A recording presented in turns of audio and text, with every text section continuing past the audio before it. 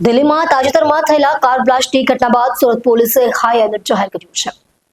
Police commissioner Anupamsinh ગહેલોતના માર્ગદર્શન હેઠળ છેલ્લા 30 વર્ષમાં ગંભીર ગુનાઓમાં સંડોવાયેલા 2400 આરોપીઓનું વિસ્તૃત ડિજિટલ ડોઝિયર તૈયાર કરવાનું કામ શરૂ કર્યું છે. ડોઝિયરમાં આરોપીના 3 એંગલના ફોટા શામેલ હશે, જે AI ડેટાબેઝમાં અપલોડ કરવામાં આવશે. આથી સીસીટીવી દ્વારા ભીડમાં પણ ઓળખ શક્ય બનશે. આરોપીનું સંપૂર્ણ નામ, સરનામું, બ્લડ ગ્રુપ, શરીર પરના ઓળખ ચિહ્નો, મોબાઈલ નંબર, ઈમેલ અને સોશિયલ મીડિયા એકાઉન્ટ્સની વિગતો એકત્ર કરવામાં આવશે. આરોપીના સગા સંબંધીઓ પાકિસ્તાન કે બાંગ્લાદેશ જેવા પડોશી દેશમાં રહે છે કે કેમ, રાજકીય સમર્થન, અજાણી આવકના સ્ત્રોત જેવા મુદ્દાઓ પર ખાસ ધ્યાન આપવામાં આવશે. સુરત પોલીસના જણાવ્યા મુજબ 3800 લોકોની યાદી તૈયાર કરવામાં આવી છે, જેમાંથી 2400 આરોપીઓ પર કામ ચાલુ છે. આમાંથી 217 આરોપીઓ જેલમાં છે, જ્યારે 1200 જેટલા ગુજરાત બહાર છે. ત્યાં સુધીમાં 700થી વધુ ડોઝિયર તૈયાર થઈ ચૂક્યા છે. આ પહેલનો મુખ્ય ઉદ્દેશ્ય સાવચેતી, ઉપચાર કરતા શ્રેષ્ઠના સિદ્ધાંતો પર કામ કરીને ભવિષ્યમાં થઈ શકતી કોઈ પણ ગુનાહિત ઘટનાને રોકવાનો. જે બ્લાસ્ટની ઘટના બની હતી એના પછી તાત્કાલિક ગૃહ વિભાગના સૂચનાથી માનનીય ડીજી સાહેબ તરફથી અને એટીએસના સંકલનમાં એક ડ્રાઈવ રાખવામાં આવી છે સમગ્ર રાજ્યમાં. આમાં જ ભાગરૂપે એવા તથ્યો જો કોઈ પણ પ્રકારથી એવા એન્ટી નેશનલ કામગીરીમાં સામેલ થવાની શક્યતા હોય, આ પ્રકારના તમામ વ્યક્તિઓના એક જો અલગથી ડોઝિયર બનાવવાની જો કામગીરી ચાલુ કરવામાં આવી છે.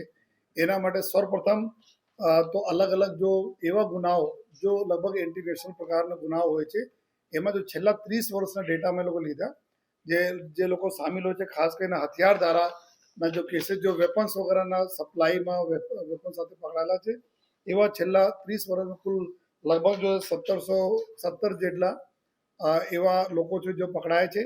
અને સાથોસાથ નેક્સ્ટ છે બનાવટી ચલણી નોટો, જો FICN બોલે છે કે જો ઇન્ડિયન જો કરન્સીના જો આ લોકો અલગ અલગ પ્રકારથી પ્રિન્ટ કરે, ડુપ્લિકેસી કરે જો યા કોઈ સારા જો આપણા કોઈ જગ્યાએ પ્રિન્ટ કરાવીને અને આમાં ભેળસેળ કરીને બેચતા હોય, એવા લગભગ 241 જેટલા લોકો છે જો. અને પછી જો આપણા એક્સપ્લોઝિવ એક્ટ હેઠળ જો ભૂતકાળમાં જેટલા કોઈ બોમ્બ્સ વગેરે મળ્યા હોય, આપણે સુરત એક હિસ્ટ્રી ધરાવે છે કે બ્લાસ્ટ સાથે જોડેલા લોકો બી અહીંયા છે જો. તો એક્સપ્લોઝિવ એક્ટમાં મોટા કોઈ જથ્થા રાખવાના આ પ્રકારના કેસીસમાં જો આરોપીઓ હતા, કુલ 265 જેટલા આ લોકો આરોપીઓ છે. અને પછી એના પછી જો સિરિયસ જો પહેલે આપણા એવા એક્ટ છે જે ટેરર રિલેટેડ એક્ટ હતા, જેમાં ટાડા, પોટા અને ગુસ્સીટોક જેવા એક્ટો છે. આ એક્ટમાં જેટલા લોકો પકડાયેલા છે, આ લોકોનો જો એક માહિતી જોઈએ, જેમાં કુલ 233 જેટલા લોકો આવે.